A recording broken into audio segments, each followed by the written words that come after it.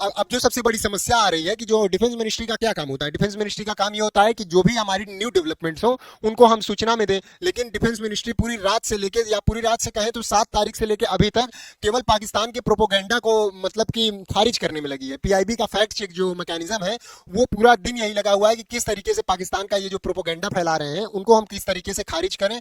तो पाकिस्तान पीआईबी जो है हमारा प्रेस इंफॉर्मेशन ब्यूरो, वो फैक्ट चेक के माध्यम से पाकिस्तान के द्वारा जो भी इंफॉर्मेशन वॉरफेयर जो चल रहा है कि गलत सूचना फैला के लोगों में पैनिक लाना, इसको खारिज करने में पूरी एनर्जी जा रही है हमारी डिफेंस मिनिस्ट्री की और ये पीआईबी की। तो दिखाते हैं आपने अभी इन्होंने क्या क्या प्रोपोगेंडा फैलाया है। प्रोपोगेंडा क्या फैलाया कि yes 400 destroyed by Pakistan, here is the truth.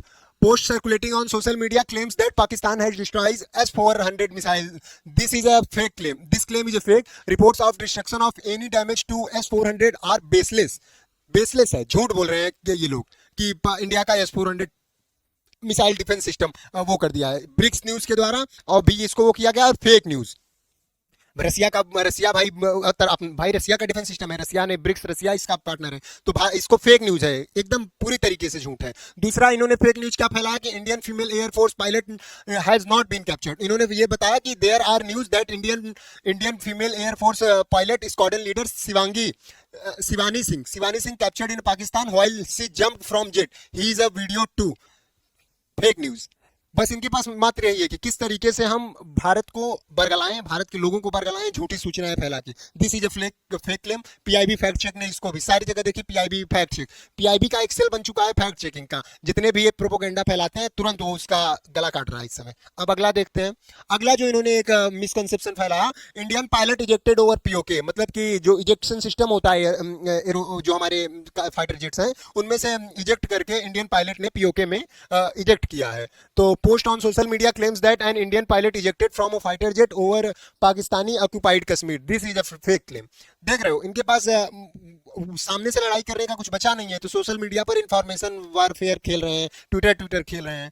Don't fall this information, always verify before sharing. अभी के लिए जो भी आपको सूचना माननी है वो पीआईबी की सूचना माननी है। पीआईबी भारत का जो आधिकारिक प्रेस है, प्रेस इंफॉर्मेशन ब्यूरो, इसकी सूचना माननी है। कोई भी इस तरीके का फेक न्यूज पर विश्वास करने की जरूरत नहीं है। वो मात्र पैनिक क्रिएट करना चाहते हैं कि भारत में किस तरीके से पैनिक क्रिएट करना चाहें। हमें अपनी भारतीय वायुसेना, भारतीय नेवल सेना और ये भारतीय आर्मी सेना पूरी भरोसा है। वो तीनों तरीके से एक इंटीग्रेटेड कमांड बना के चल रहे हैं और इतना आसान नहीं है भारत को भेद लेना।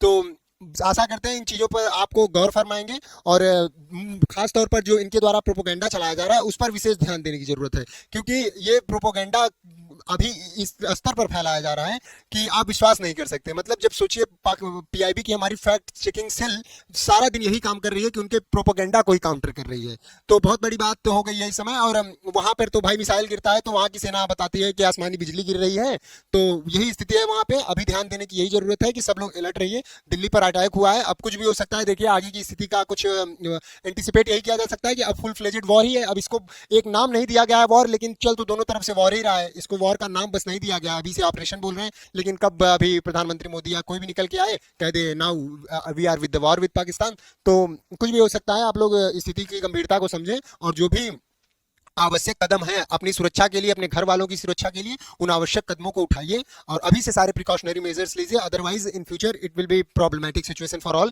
तो धन्यवाद, जय हिंद, भारत माता की जय। फिर मिलते हैं किसी ऐसे ही अपडेट के साथ। जय हिंद।